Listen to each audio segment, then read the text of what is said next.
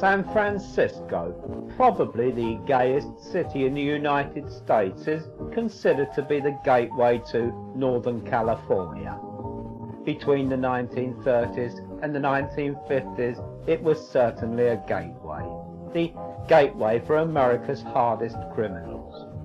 It was from here that the convicts took their last step on mainland USA before boarding for the short boat trip to Alcatraz, America's most formidable penitentiary.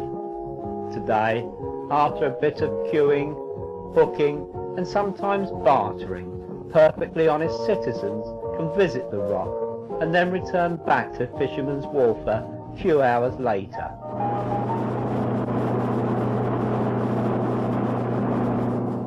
San Francisco Bay is either fog-bound or windy, but always very cold by Californian standards, and only an idiot would choose to wear shorts while sailing in it. Strong winds, severe currents and freezing waters made Alcatraz an escape-proof citadel. There were those who did manage to free themselves, but they were never seen again.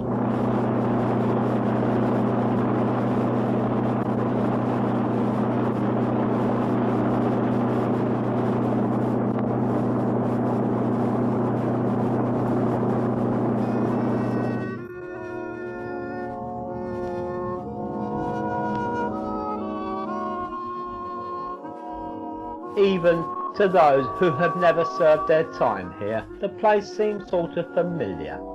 There must have been half a dozen films actually made here, or made on a set that had been fashioned in the image of Alcatraz. I'm sure that Clint Eastwood, or was it James Cagney, shared the same screen as that watchtower. One thing is for sure, and that is we've all seen those sweaty bodies slouching along in that exercise yard, exchanging a bit of ambitious escape information through the corner of their lips. The ghosts of Al Capone and Machine Gun Kelly haunt the yard in an ironic sort of way. The infamous have unwittingly created an attraction in their name. They must be the envy of many personalities looking for, and even prepared to pay for, something on which to leave their stamp.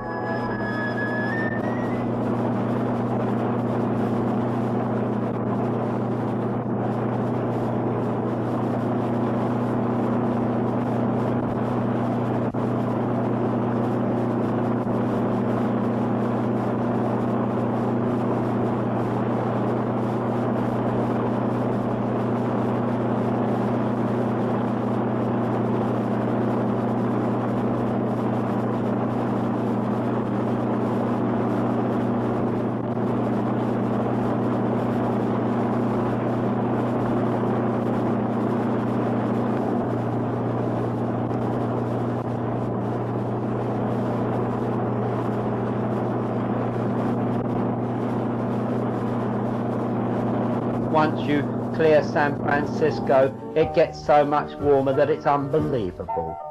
So now, this is the start of a journey of up to 300 miles north of the queer city that is either fog-bound or windy.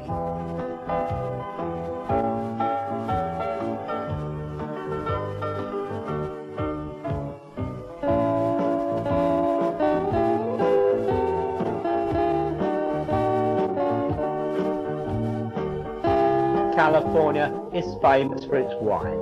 Not as famous as France, Germany, Italy or Spain, but this man is doing as much as he can to change that. Through soil sampling, a bit of hokey pokey and an awful lot of TV persuasion, they are getting closer and closer to the European Beaujolais, Hock, Riesling or Auntie Lou's rhubarb. In truth, Californian wine is still much of a joke that we manage to laugh over each night in our motel bedroom.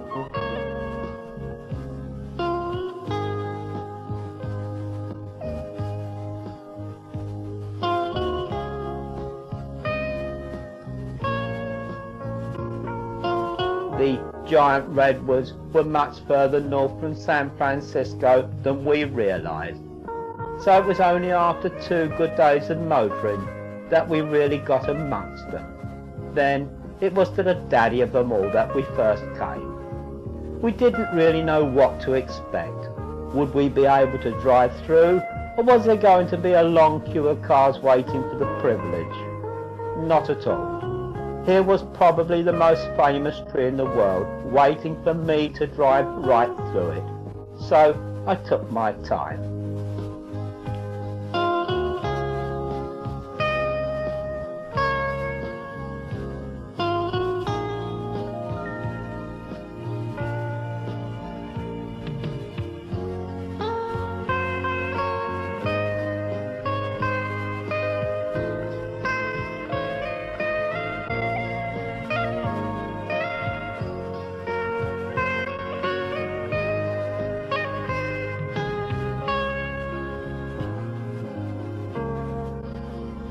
The redwoods are unique to the coastal lowlands of Northern California and are not found more than 40 miles inland. Their success is largely due to the Pacific mist that persists right down to San Francisco, a distance equivalent of London to Scotland.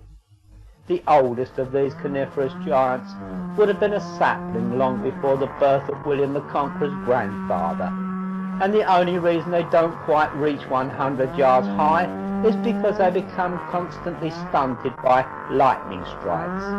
In fact, many have survived massive burning on more than one occasion.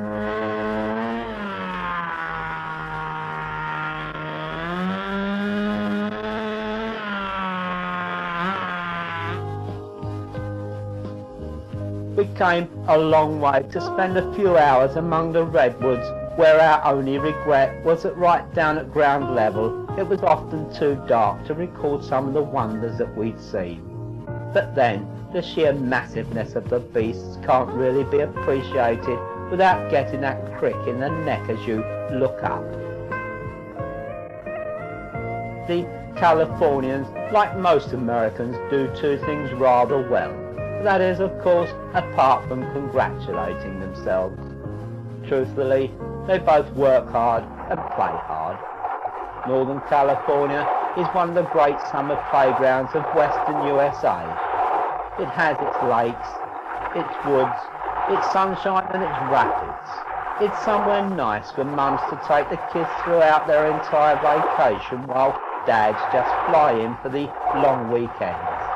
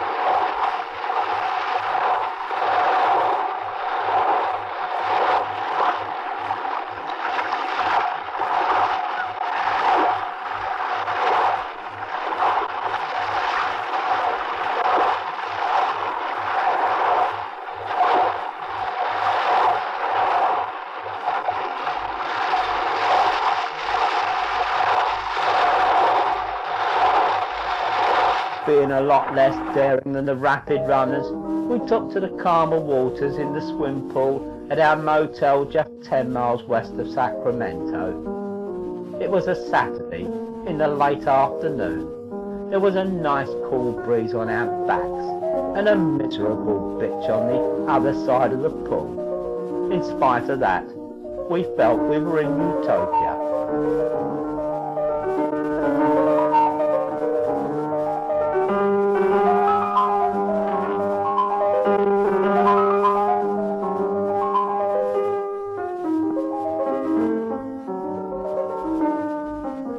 After a bit of a special weekend in Sacramento, the much maligned leading city in the Sunshine State, we were preparing to cross the border into the Silver State, Nevada. And if you think silver made Nevada rich, then it wasn't the ore that kept it that way, for Nevada houses two of the world's most formidable gaming cities.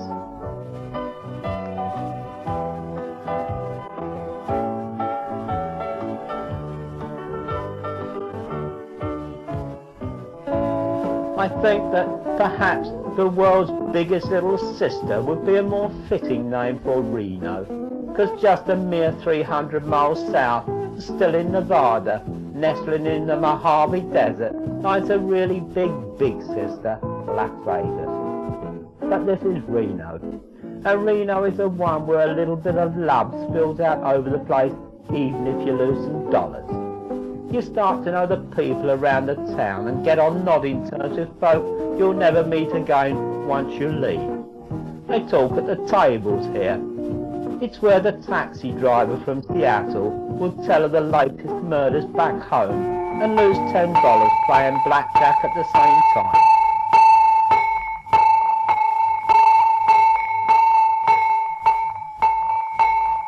We didn't spend too much time outside the casinos, just occasionally for fresh air and some leg exercise. My good wife had developed a severe muscular strain on the right upper arm while gambling on the one-armed bandit poker machines.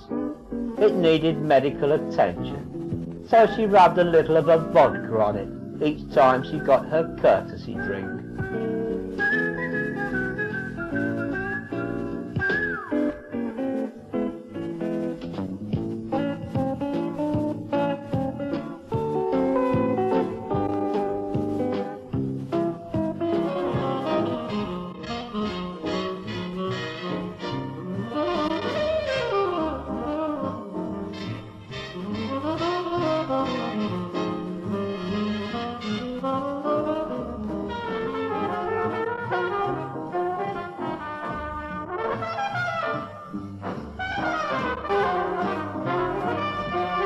It may be a long way from Alcatraz to Reno, especially the way we came.